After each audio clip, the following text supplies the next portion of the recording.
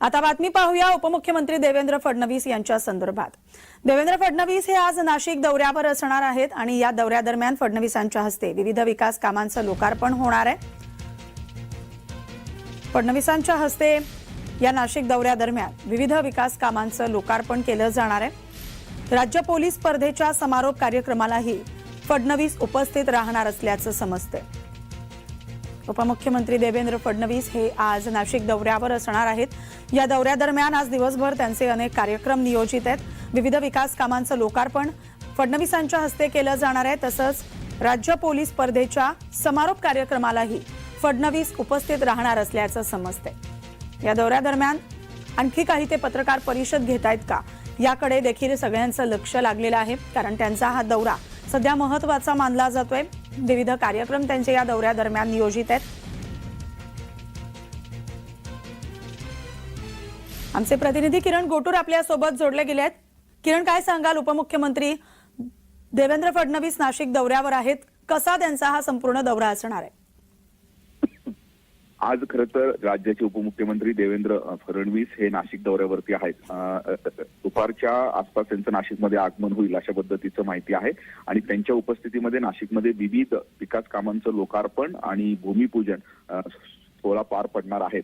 आणि त्यांच्या उपस्थितीमध्ये जे राज्य पोलीस स्पर्धा हे नाशिकमध्ये गेल्या 2 दिवसांपासून चालू आहेत, मुख्यमंत्र्यांच्या हस्ते खरं तर या स्पर्धांचे जे उद्घाटन झालेलं होतं आणि आज देवेंद्र फडणवीस यांच्या उपस्थितीमध्ये या स्पर्धांचा समारोप कार्यक्रम पार पडणार आहे। त्याही कार्यक्रमाला ते जे उपस्थित एकूणच राहतील अशा पद्धतीचा हा त्यांचा संपूर्ण दौरा आहे। पण आजचा दौरा हा महत्त्वाचा मानला जातोय। आगामी लोकसभा निवडणुका आहेत। खरं तर भाजपकडनं सुद्धा नाशिक या लोकसभा मतदारसंघावरती काही नेत्यांनी दावा केलेला होता। त्या संदर्भात काही खरं तर देवेंद्र फडणवीस हे बैठक घेतात का हेही बघणं महत्त्वाचं असणार आहे। पण आता जी तूर्त माहिती मिळत आहे त्या माहितीनुसार विविध विकास कामांचं लोकार्पण सोहळा आणि राज्य पोलीस स्पर्धांचा समारोप कार्यक्रमाला हे जे आहे ते उपस्थित एकूणच राहणार आहेत। पण स्थानिक नेत्यांची काही बैठक घेतात का, काही आगामी लोकसभा निवडणुकीसंदर्भात काही मार्गदर्शन करतात का, हे आपल्याला बघणं महत्त्वाचं असेल। अगदी किरण, विकास कामांचं लोकार्पण तर फडणवीसांच्या हस्ते होणार आहे, मात्र महायुतीत नाशिकच्या लोकसभेसाठी संघर्ष पाहायला मिळाला होता आणि भाजपनेही तसंच तुम्ही आता सांगितले दावा केलेला होता। त्या दृष्टिकोनातून आणि आगामी लोकसभेच्या या दृष्टिकोनातून हा त्यांचा नाशिक दौरा कशा प्रकारे महत्त्वाचा असतो?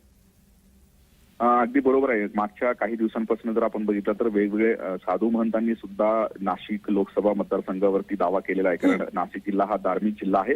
त्यामुळे या जिल्ह्यातून साधू महंतांना हे प्रतिनिधित्व करण्यासाठी संधी मिळावी अशा पद्धतीची एक मागणी होती आणि तेही भाजपकडनंच आम्हाला संधी मिळावी अशी काही मागणी करण्यात आलेली होती। त्यानंतर काही भाजपच्या स्थानिक नेत्यांनी सुद्धा नाशिक लोकसभा मतदारसंघावरती दावा केला होता, कारण भाजपची मोठी ताकद आहे नाशिकमध्ये। 3 आमदार भाजपचे आहेत आणि मागच्या महापालिकेमध्ये भाजपची सत्ता होती, त्यामुळे हे लोकसभा भाजपने लढवावं अशा पद्धतीची मागणी करण्यात आलेली होती। त्या अनुषंगाने आज देवेंद्र फडणवीसांना भेटून काही स्थानिक भाजपचे नेते मागणी करतात का किंवा त्या संदर्भात काही बैठक होतो का हे बघणं महत्त्वाचं असणार आहे आणि त्याच दृष्टीने आजचा हा दौरा अत्यंत महत्त्वाचा मानला जातो। अगदी किरण, तुम्ही या दौऱ्याकडे लक्ष ठेवून राहा। तुमच्याकडून आम्ही वेळोवेळी जाणून घेत राहू। तुर्तास धन्यवाद तुम्ही दिलेल्या या माहितीसाठी।